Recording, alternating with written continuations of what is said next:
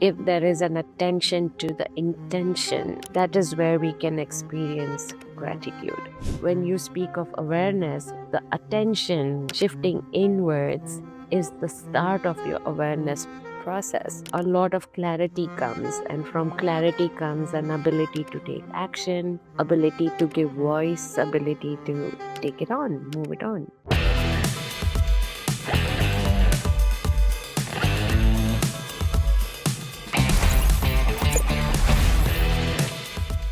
Welcome back to the Sparks of Gratitude podcast. I am your host, Randy Sparks, and today we have a wonderful guest, Ruchi Shah, who is a psychologist, intuitive thinker, author, speaker, coach, who uses mind, body, and soul to help individuals navigate life's complexities. And she is the author of a wonderful book that we're going to talk about today called We Humans. And the project that she is working on right now is called Humanness. And this is going to be a fun conversation. Welcome, Ruchi. Thank you so much for having me, Randy. It's a pleasure to meet you. It couldn't be a more perfect fit for somebody to talk about this. Gratitude is definitely a foundation. We can replace gratitude with humanness because all of these are just synonyms of life and a way to conduct our higher selves. Thank you for that. I'm really fascinated. One, I've read your book.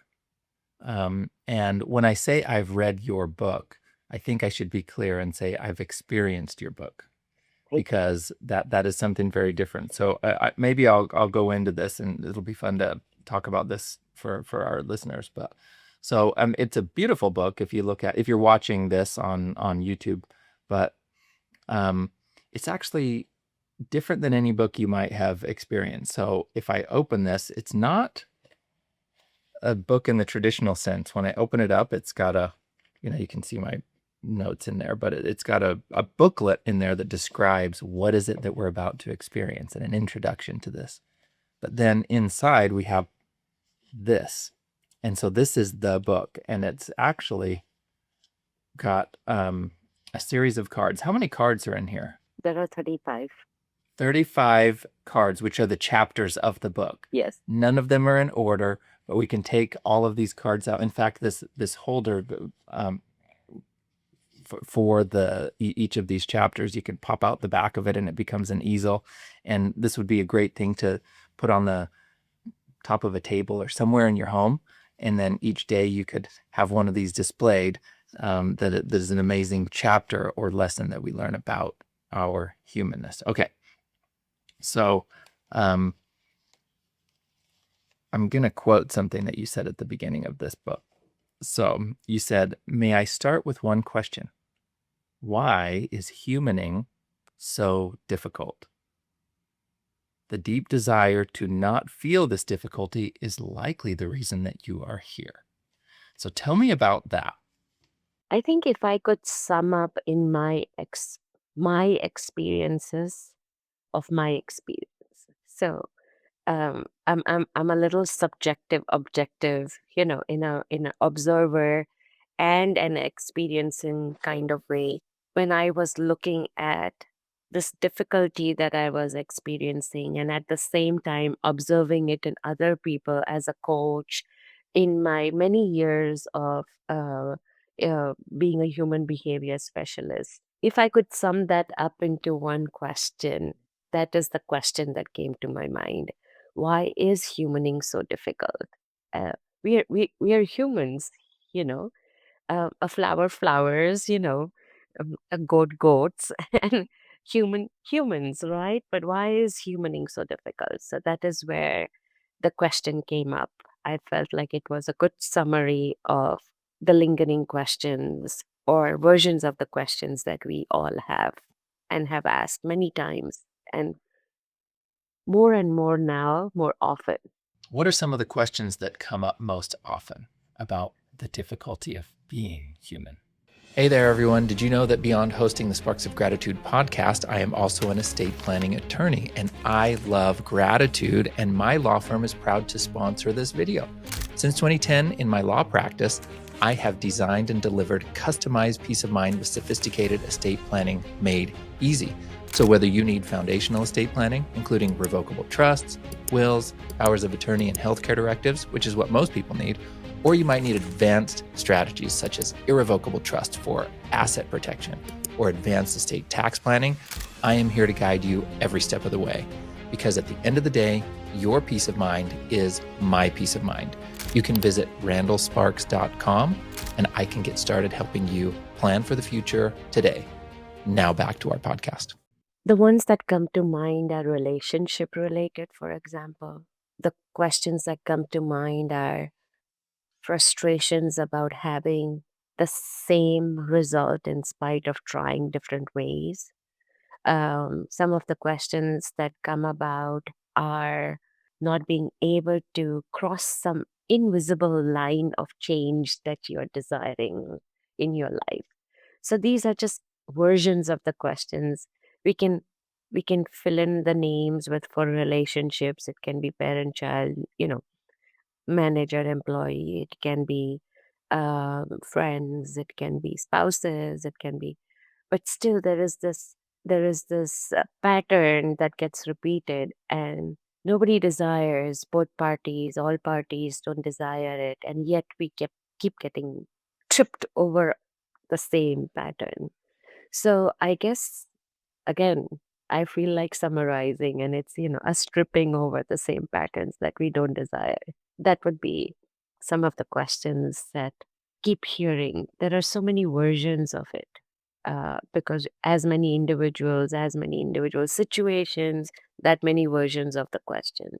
But essentially, it all boils down to, why is this so difficult? What's that X factor that's not being able to be answered or figured out or changed? Or I think that is What's that X factor? So these are the things that I imagine are just common across being human that there. you observe There. and that you bring up in this. I'm going to go through some of the chapters in this, and It's hopefully we can talk about that.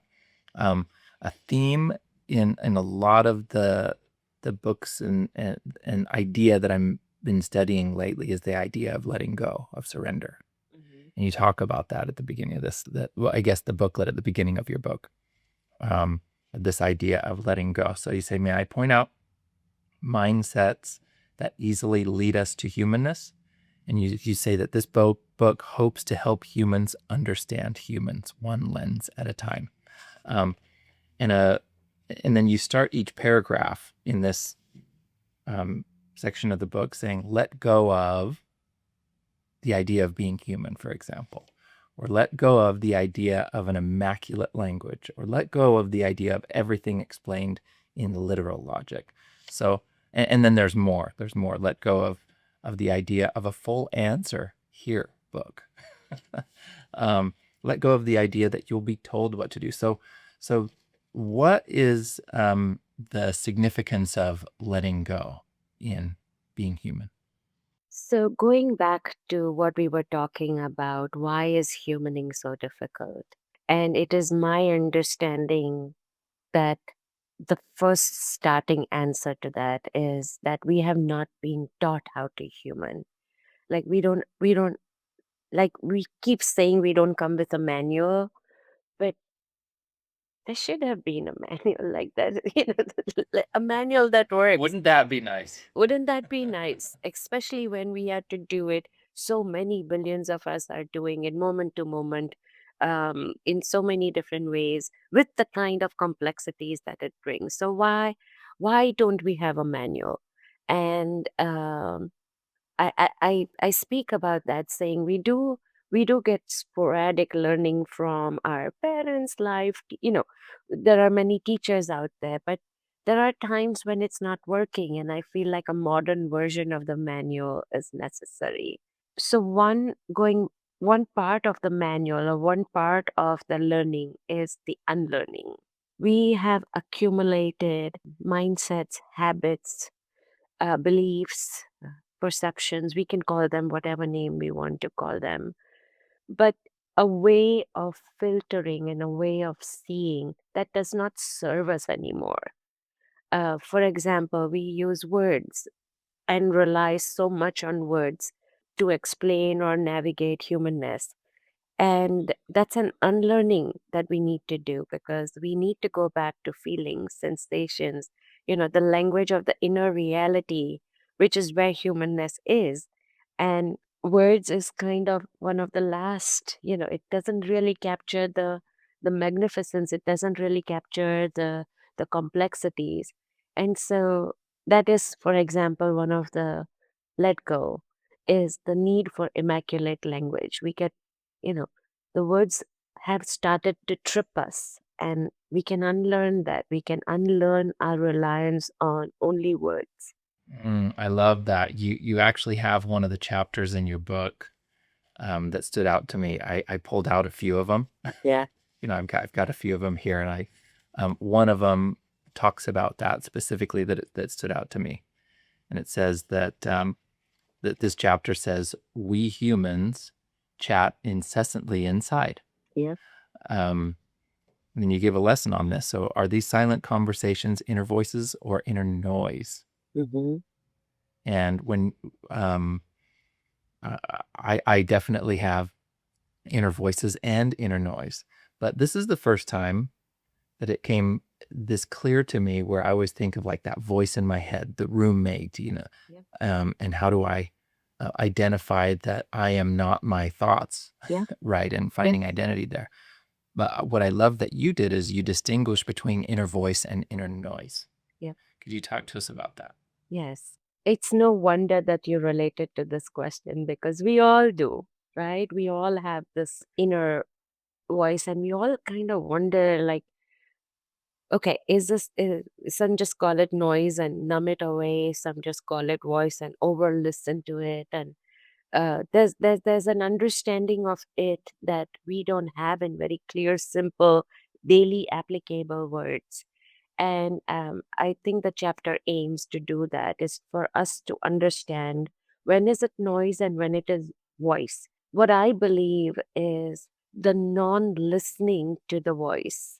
And when I say non-listening, it's not just allowing the chatter to happen, but the voices inside are messengers of some reality of what is happening to us inside. And when we don't become the voice for the voice, or add voice to the voice, there's a two-way street between our voice and us. Then it all becomes a jumble, and it doesn't become a guiding compass system anymore. It just becomes, when that jumble is allowed, it's inner noise. When that jumble is unjumbled, then it becomes voices. And it could be that then we develop an ability to say, oh, this one's the voice of the roommate, whereas this is the voice of my soul, versus this is the voice that is telling me a direct feedback from my environment right now. And so the unjumbling is inner voice. And then allowing the jumble to remain is inner noise. I love that. Some of the guidance that you gave in the beginning of this was how to allow ourselves to discern between the two. Yeah. And you give advice in beginning the book. Before you begin, pause, Mhm. right? And how I read this is pause and take time to pay attention to myself, to my soul, to my spirit, to my emotions, to my body, Yeah. right? Not just my mind. It's the journey from here, Yep. from my head to Yep. my heart. Yes. And you're very right about that, because pause in common understanding is that of a physical stillness. It's in the physical stillness that we achieve the real thing, which is to activate the me time, to activate the feel mode, which is where the direct source of our information is. And so the pause is not just about creating a stillness. Sometimes, in even when you're walking, if the feel mode is on, it's still a pause. So just for some time, unlearning the definition of pause as a physical stillness. It is the activation of the heart mode, the feel mode, the me time mode is what really helps us address our humanness, get to access, reach, understand everything. That's the portal in that sense, that first Why door that we open. why do you think it's so difficult for people to do that, to have that inner stillness? It certainly is for me. To I have to do a lot of work to intentionally do like have practices or mantras or certain things to help me get into that mode of stillness to move from head to heart. Why is that such a difficult Um, thing to do? so the outward answer is all I can give because the inward answer only you know, right? The outward answer that I would give is because there somewhere is a should of what stillness is. Mm. Um, the stillness is one that allows the dust of the outward to fade away, to settle, so that your inward can bubble up. If your inwards is bubbling up, sorry, you're in stillness. So even I love that. because even in the action, there is inaction, there is a listening, there is a so therefore, even as simple as it sounds, there's a lot of profound understanding possible in this understanding of pause. And it feels so strange is sometimes classified as difficult. It's a strange experience, and we call it a difficult experience or a not possible or, you know, hard to. So I think we are all capable of easily, we all the time are in a place where the feelings are bubbling up. And that's pause. You called me out on something, and maybe that wasn't your intention, but you said I can only, when I asked the last question, that I can talk about the outward, Hmm. but the inward only I can know, Yeah. right? And which brought me to one of the chapters that you have in the book. You say we humans seek approval outside when the only authorizing authority is within. Yes. And I have a friend who says, his name's Brian Hurd, and he says this over and over and over. He says, we're always on to ourselves. Yeah. We know, and our heart feels, our spirit, our soul knows what it needs, what it feels, what the truth is. And sometimes my mind, there's this disconnect with it, but I know and I feel what the truth is. But it's allowing myself to sit in stillness and feel and honor that. So, why do you think it is that humans seek approval outside? The experience that you talked about, is the experience that many readers are having even with the book because the book has no rules. And I think it's similar to going inwards and accessing our humanness. Now we're being told that there are no rules. You are the rule maker and you are the one who measures, whether there's stillness or not. And you're creating your own definitions, and this kind of agency and freedom and choice is not available to us or is not part of our common daily experience, even as parents with children or teachers in an education system or, leaders at work or, all of these places of positions of authority where we can say there's consider yourself the expert, consider yourself the final approving authority. Yes, take information, assimilate, synthesize using your own rules. And so I believe it's just something we're not used to hearing anymore, which is why it's difficult.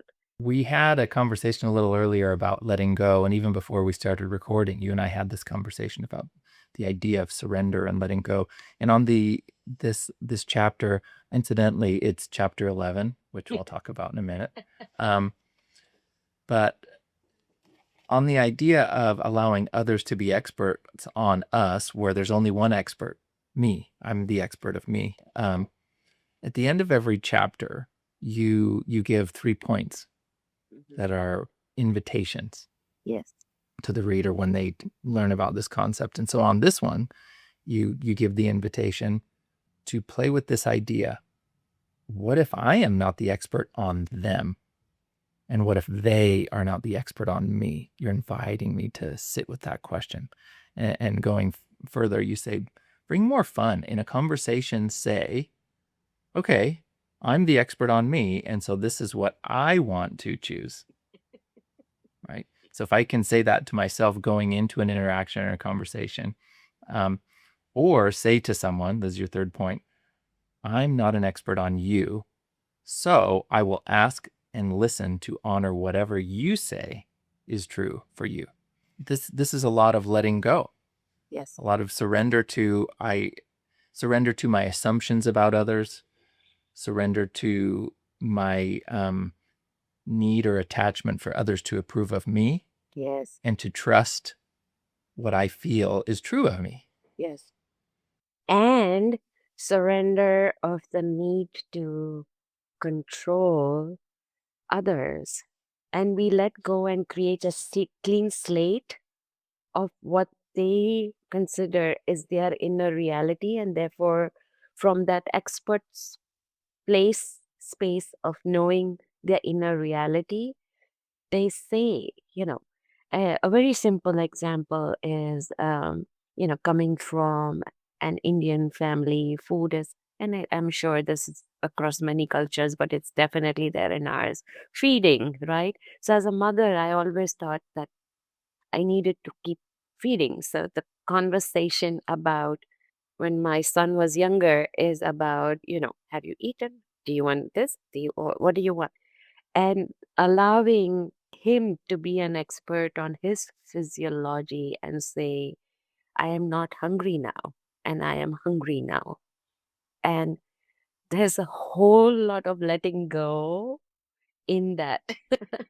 um, if, you know, that's the way that you've been brought up, and just to be the feeder, to know when you are, to constantly be in the feeder mode. And now you suddenly have to let go of feeding and allow the person to ask when they need to be fed. So it's these simple examples and daily applications of, what if I'm not an expert on you?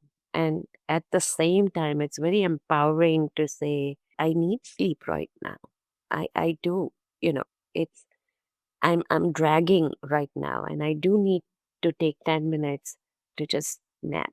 This could sound very simple for some people and very empowering for some people, but these are just daily examples. And we have to find the one that feels like a leap of faith for our inner reality. If there's one that comes to your mind, please share, where it would feel like a leap of faith to allow the person to be their own expert and emphasize or empower yourself to say, I'm the expert here on my inner reality. That. So I love how you use the example of food, Mm-hmm. because you've learned that there's something that you value or attach your value to, of I'm providing, I'm feeding, and this is how you're giving love, maybe Mm-hmm. um, to someone else, to family, to a child, Yes. and that's the way that you do it. Instead of to allow the other to know what their needs and desires are, Yeah. and detach yourself from, well, what I want is to feed you because that makes me feel valued or Yes. valuable. Yes. Yes. And we show our love in that way. And we have been taught to show our love in that way, to be say, I know what you want and let me give it to you. That's interesting. So I have lots of attachments that I've been unpacking. Um, and it's very uncomfortable sometimes to admit them Yes. to myself, but it's also liberating Mhm. to uncover them. Yes. But I admit that it's difficult to let them go because I have so much practice in a story of my life that this is what anchors me. Yes. That this is the way that it is. This is the way that I show love. This is the way that I feel valued. This is the way that I fill in the blank. And I'm holding on to these things, and so I have a hard time letting go of this. Yeah. Um, So, in my understanding, we first allow ourselves within when we are answering or in the quest of answering our question, why is humaning so difficult? This focus on outward is the first step, like we said in pause, to fade away. And therefore, I think you would have a really fun time addressing the places where you don't let go of yourself, like to allow your voice to have its voice, to allow the to let go of and say, okay, you are the expert on, you are on that particular part of the story. I salute you. you know so to have the voices inside have their own, be their own authority, and say, I will consult you when I speak about that part of the story. mm, yeah, this is great. So something that I believe that for me, the first step to any of that is simply awareness. It is. And awareness opens that door for me to even be able to approach this understanding of myself. So what can you tell me about awareness? I believe that my understanding and definition of awareness is, I've not had direct feedback, but this is my understanding that it's different from what the common understanding exists today is. My understanding of awareness is whatever is my understanding of awareness. And as long as your inside or your inner reality is able to express itself, show itself, that is awareness. And it can be in all its shapes and forms. So the awareness of not being able to let go, not being able to admit, and being and focusing on it, all of those are awareness. And I believe that this is one of the reason why there are people who are feeling like they can't do it. That humanness cannot be accessed, or humanness cannot be talked about, or it's because we are not allowing for our own inner definition of awareness. If you and I came from that place of our own definitions, but with the certainty, I am aware, and you say, I am aware, and that's just where awareness is. That level is where the awareness is. But to have this common definition, I think, is creating problems for us, because now it's like this outward definition, and who created it, and how do you align to it, and someone to align to it, and someone to defy it, and it's creating unnecessary complications in our life. So awareness is allowing for one's own definition of awareness.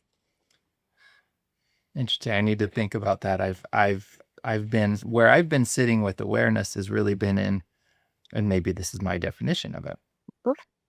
is, well, one, just shining a light. It's me feeling like I have patterns and behaviors in my life. I have emotions. I have triggers, and when something's triggered, when a heightened emotion is triggered, when there's a behavior, an unconscious behavior, I can't very well change or address or accept that until I'm first aware of it. And so that's where I think about awareness, at least in internal awareness. Yeah. And something that I also appreciated you mention in one of your chapters was that we humans have AI. Hmm. Yeah. And this is This. a form of awareness Yes. that you call. You Yes. said we humans have AI. This is all the rage all over right now. I mean, Yes. I use a different form of AI to help me with other things, Yes. but you say it's called awareness, AI, attention to intention. And so, what does that type of awareness mean to you?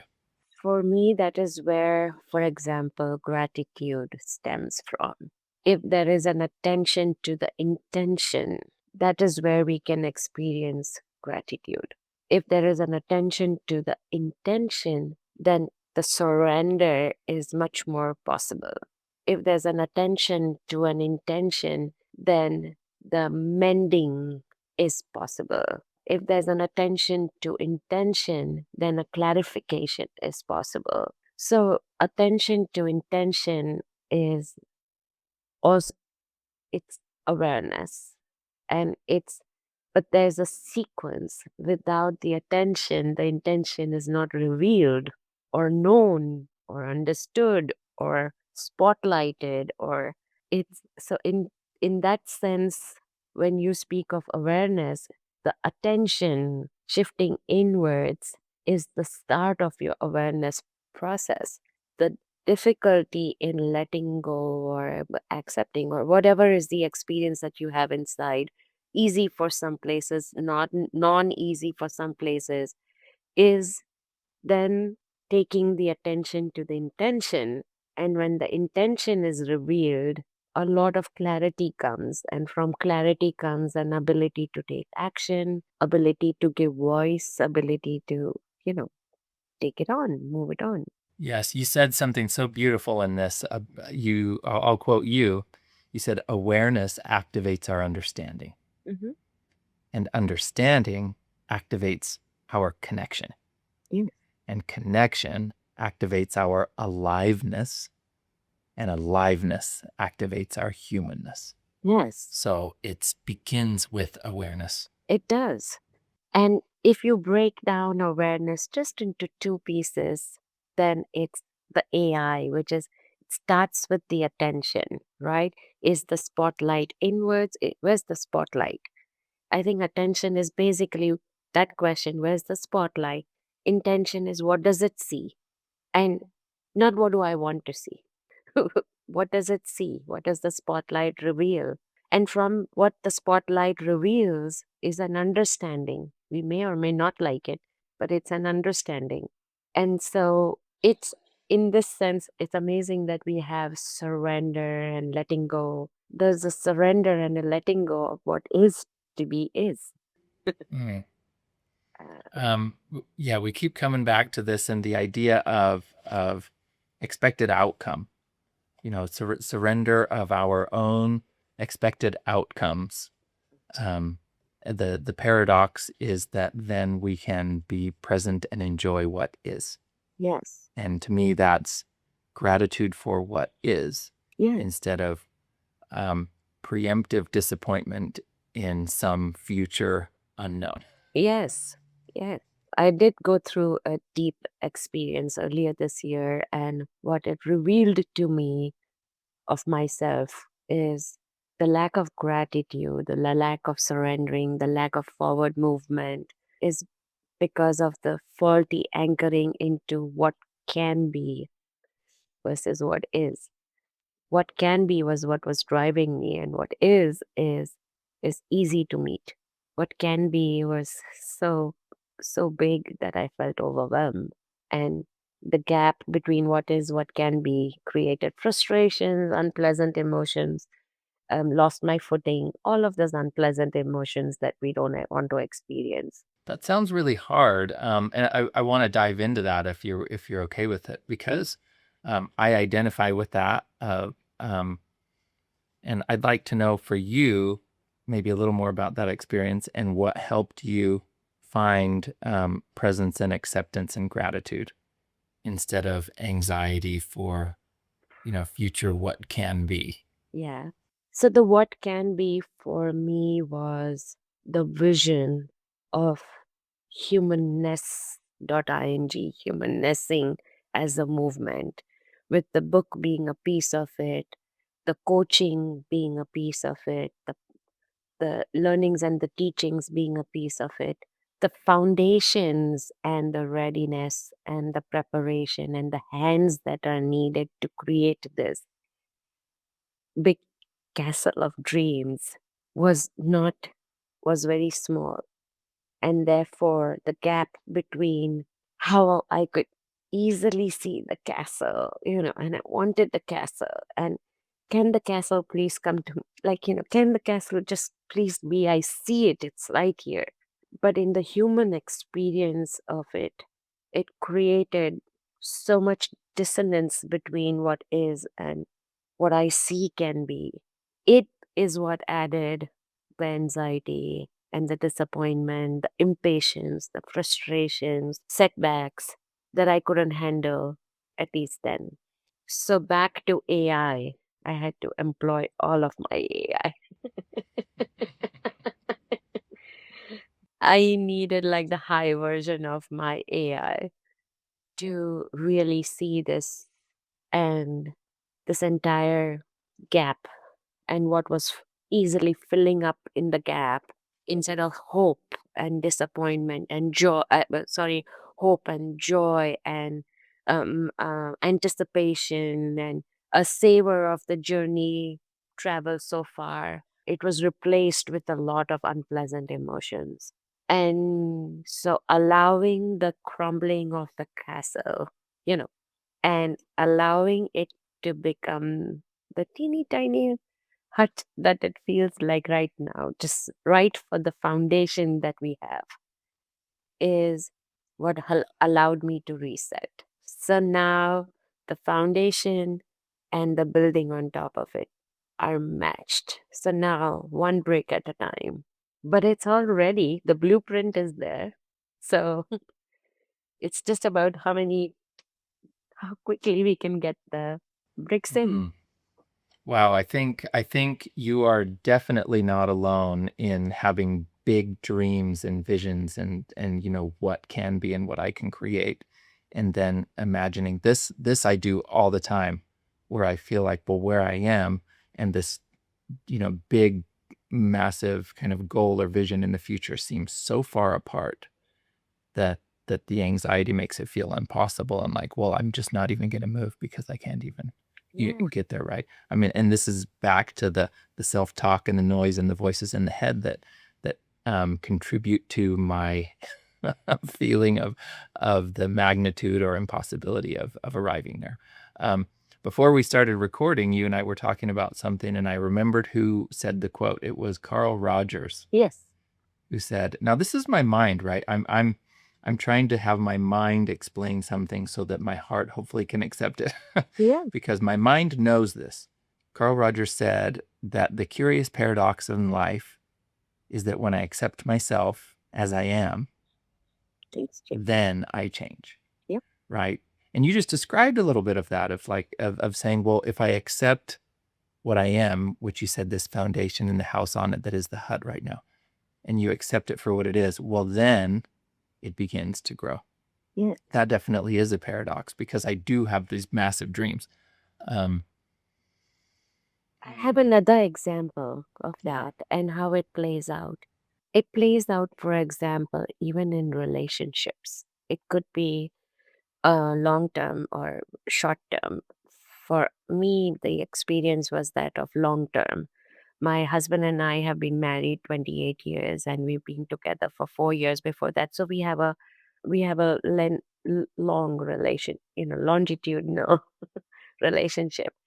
But at some point in time, because we don't have time or for whatever reason it falls off the front burner, is the assessment of what's the foundation of the relationship right now. We only go on the hope of what it can be, what it can be, what it can be, and not realizing that the air between what is and what can be starts to get filled up so quickly with resentments and unsaid expressions of whatever it was leads to disappointment, and then it starts to feel like it's never going to work out.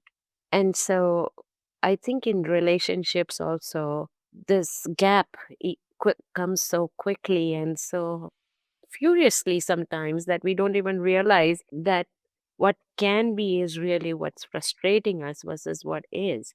And what is sometimes, even though the relationship was long, but because it was not attended to, the foundation may have remained small compared to what it can be, because we start having these definitions of, you know, what a long relationship may lead to more understanding, or I don't know, because that it doesn't exist, but yes, we believe that it can exist, and it can.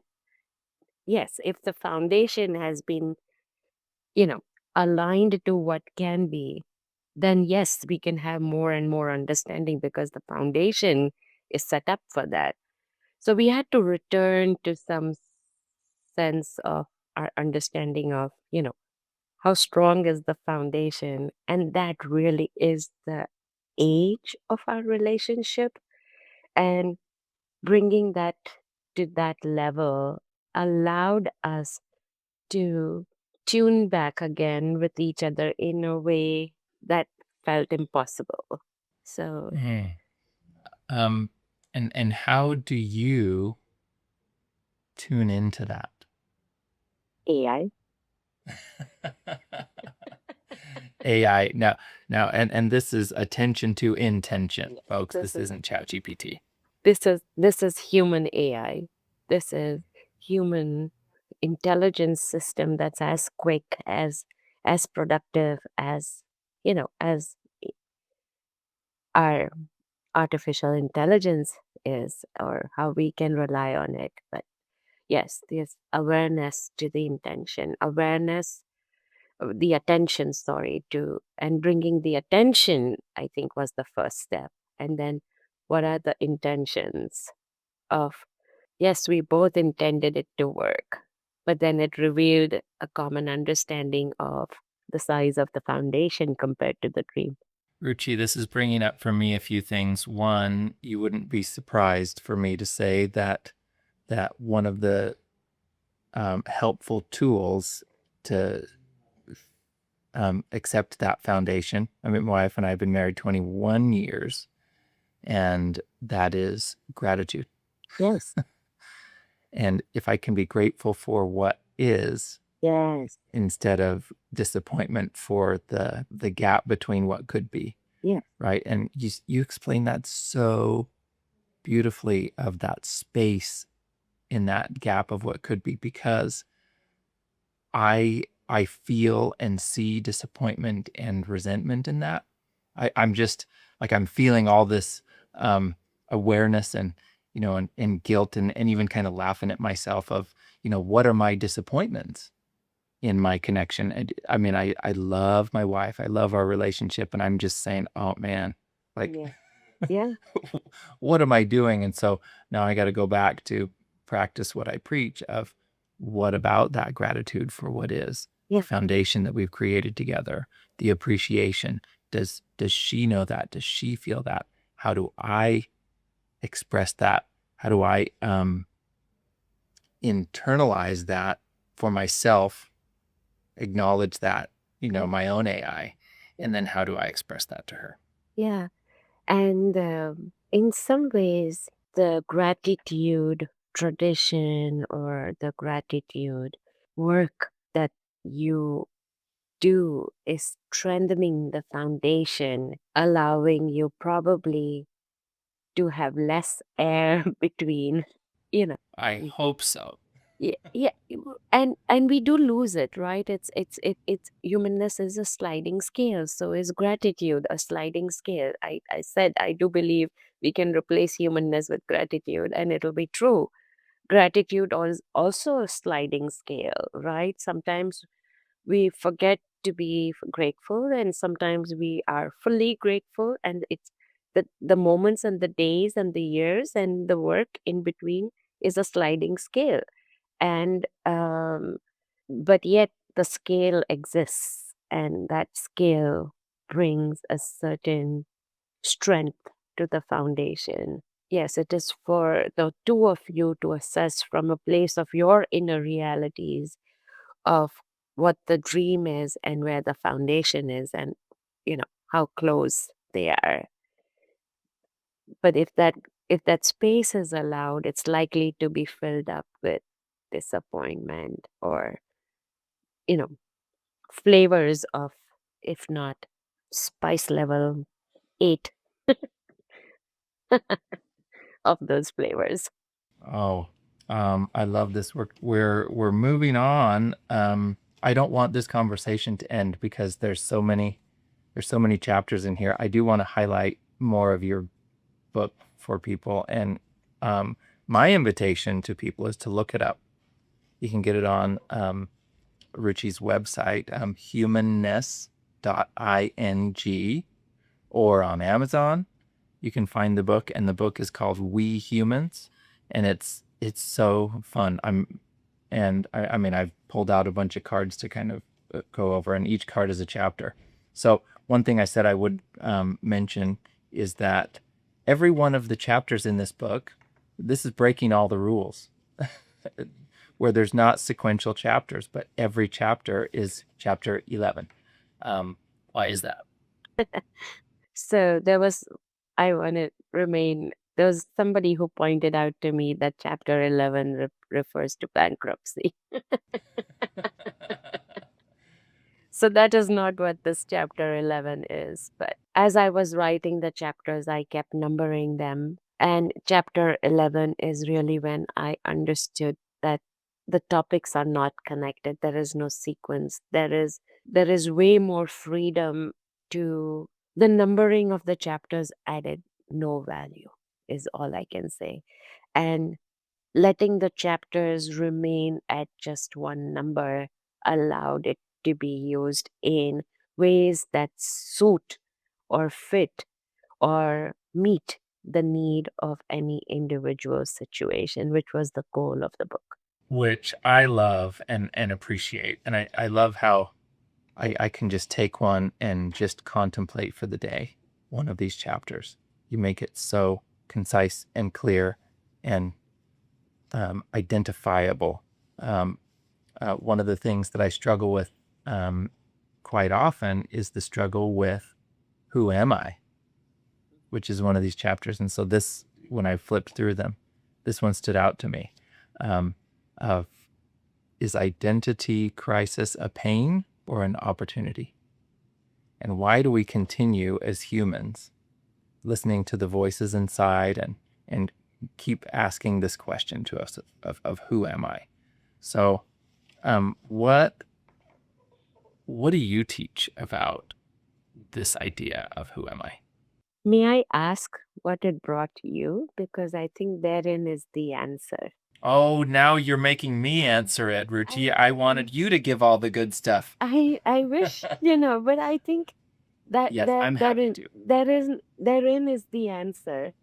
I will talk about it. So I'll talk about how I've been having a conversation about who am I and identity recently, and with some friends, and kind of hashing this idea out. And but it's not the first time I've thought about it. And how have I answered that question of who am I, or how have I completed the sentence I am blank, right? As far as identity. And so often in my life, and still, I find myself saying, well, I am a husband, I'm a father, I'm a child of a God who loves me, I am a lawyer, I am a podcast host, I am blank, blank, blank. And then I've been examining each of these things, all of which I love, all of which contribute to the person I'm becoming. And I feel that many, if not all of these things can be taken from me. They're all not permanent, right? I am a lawyer. Okay. What about when I retire? What if I do something stupid and lose my license? Well, then I'm not anymore. Yeah. Maybe, right? Yeah. And if I attach my identity to that version of who am I and it's gone, well, now I'm in quite a crisis of, well, what's my identity and what's my value anymore if that's gone? So I've been trying, this has been my exercises. What can I strip away Yeah. to say, well, what is at the center, the foundation, the core of who am I? And my mind and my heart is trying to feel it is ending simply with I am, Yeah. period. Yeah. You, so I am. I think what I'm trying to get to into the chapter is that all of it, including the I am, including the is, and can be stripped away, and that all is who you are. Because I feel that is the reality of who you are. So it is all these layers and all the layers stripped away.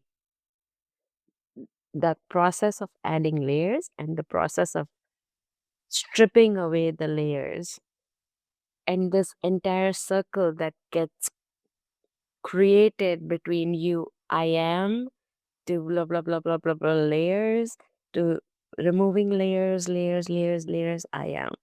That entire spectrum or circle is you. And it includes our three parts, I feel, which is our human self, which is the variations, right? It's not a clean line.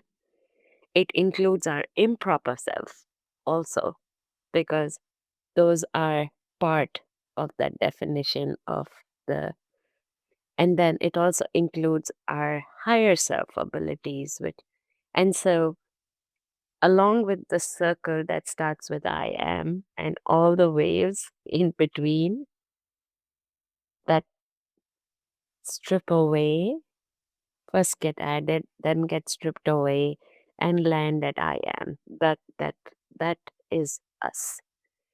And so it's constantly being woven. The ups and the downs are being woven into a pattern called us or I or me or, and I feel that liberates us from being a point in time to being all of it, which is how quantum physics is.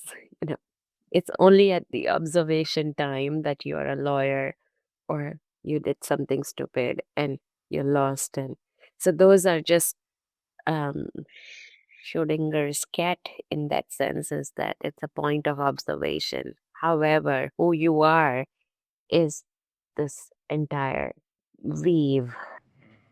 I am all of it. Yeah. Mm, this is good.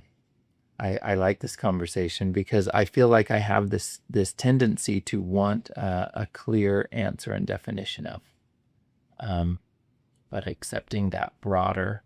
But it is a clear answer because we can at any point in time zoom in and see the clarity of when it went down and there was an improper self, when it went up and it was a proper self, when there was a, it, but the entire pattern is you. That entire weave is you. And we have the choice to weave. We are also creating the weave.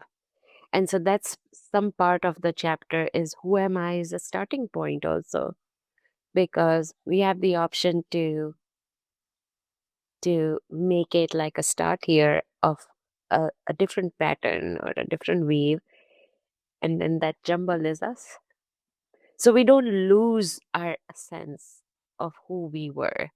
We add to who.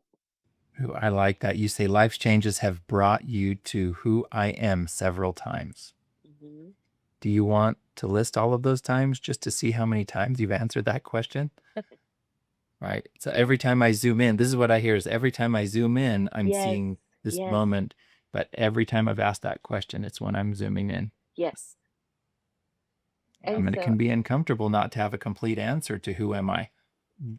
Well, here we go. This is the conversation we're having. I was speaking to you then when I wrote it. I love that. What expert advice do I usually give to myself in that situation? Okay. So intentionally look for who am I moments in your life, the identity update moments. Embrace the opportunity to add to your who am I answer. Ruchi, this is so meaningful. I'm so excited about your book. I want people to experience this and humanness. So my question is, now that you're solid on your foundation, what's next? So at this point in time, what's next is a seeking of partnerships.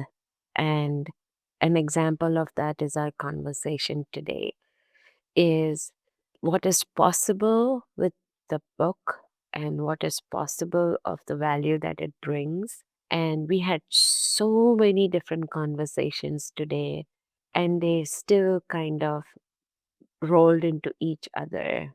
You know, we started with let go and surrender, and how that kept weaving in, awareness kept weaving in.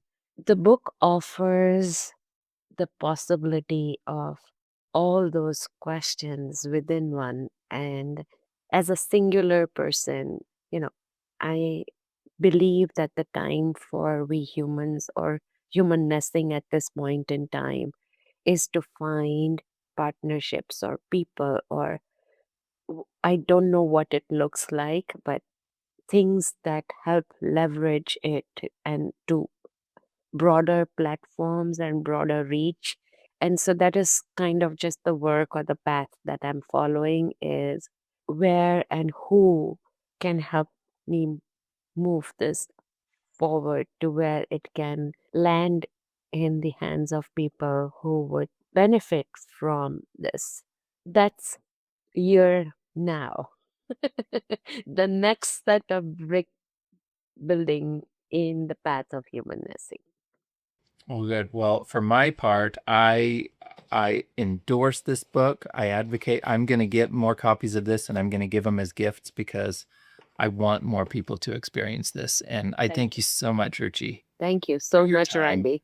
Yeah. and more than anything, just for all the time, the years and years that have created your current who am I Thank you. that created this work.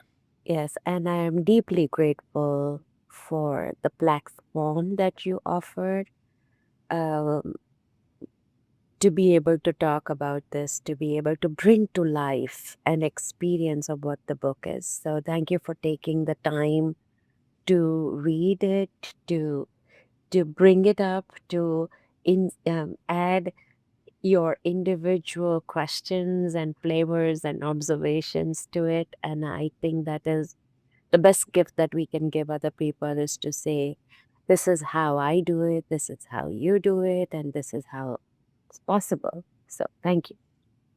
Well, on our journey to become more human with ourselves and with each other, thank you everyone for listening.